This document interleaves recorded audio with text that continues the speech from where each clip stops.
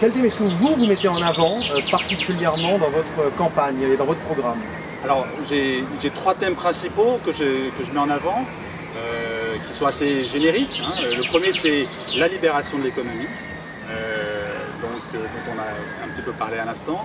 Le deuxième, c'est de créer une société pour nos enfants qui soit plus humaine, dans laquelle les solidarités puissent s'exprimer, dans laquelle on mette l'accent sur la nécessité pour les jeunes générations non seulement d'acquérir les connaissances qui leur seront utiles pour être des adultes, donc la maîtrise des fondamentaux, mais aussi l'orientation vers les métiers du numérique.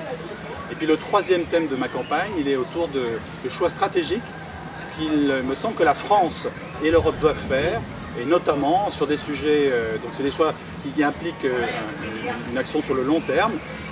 Ça concerne je dirais le couple franco-allemand qui doit redevenir moteur d'une Europe qui protège vraiment les peuples européens. Ça concerne l'investissement dans nos outils de défense.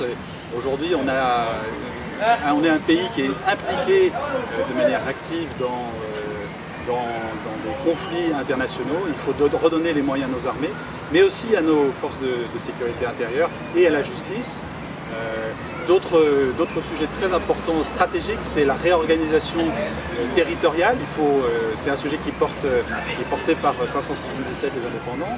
Et donc, voilà, le millefeuille administratif, il va falloir le réduire, non seulement pour réduire les coûts, parce qu'aujourd'hui, on a une augmentation phénoménale du nombre d'emplois dans le public à cause de la décentralisation un petit peu sauvage, mais aussi pour faire en sorte que les Français, où qu'ils habitent, aient accès à des services publics de qualité partout sur le territoire. Aujourd'hui, on a un candidat En Marche qui est plutôt à gauche, d'origine, un candidat LR qui est plutôt au centre, pour ne pas dire plus, et ma candidature qui représente, je crois, les aspirations de l'électorat de droite.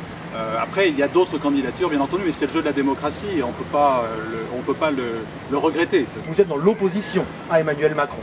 Oui, dans une opposition, encore une fois, constructive sur je dirais, la nécessité de libérer l'économie, de libérer les énergies, mais dans une opposition quand même assez comment dire, rigoureuse sur l'impact de ces modifications. Il n'est pas question que des Français se retrouvent à l'écart. Voilà, il faut inciter les Français à devenir entreprenants ou à se réapproprier en fait l'économie pour être des acteurs de leur propre innovation, de leur propre enrichissement personnel et collectif. Sur les questions sociétales, moi j'ai noté, j'entends parler d'un moratoire des réformes de société. J'espère que ce sera le cas, parce que je pense que la France a vraiment d'autres priorités. Personnellement, je suis favorable à ce qu'on respecte la famille, qu'on rétablisse une politique familiale universelle, qu'on rétablisse le quotient au niveau où il était auparavant. Je suis opposé, je suis favorable plutôt aux soins palliatifs, à l'investissement dans les soins palliatifs plutôt qu'à l'euthanasie. Et puis sur l'immigration, clairement sur l'immigration, ma position elle est assez partagée par les Français. Il faut qu'on soit en mesure de contrôler l'immigration. Donc il faut investir dès maintenant dans les ressources humaines et techniques pour mieux contrôler nos frontières, parce que Schengen est aujourd'hui en situation d'impasse. Et il faut pouvoir choisir l'immigration qui est acceptable pour notre pays.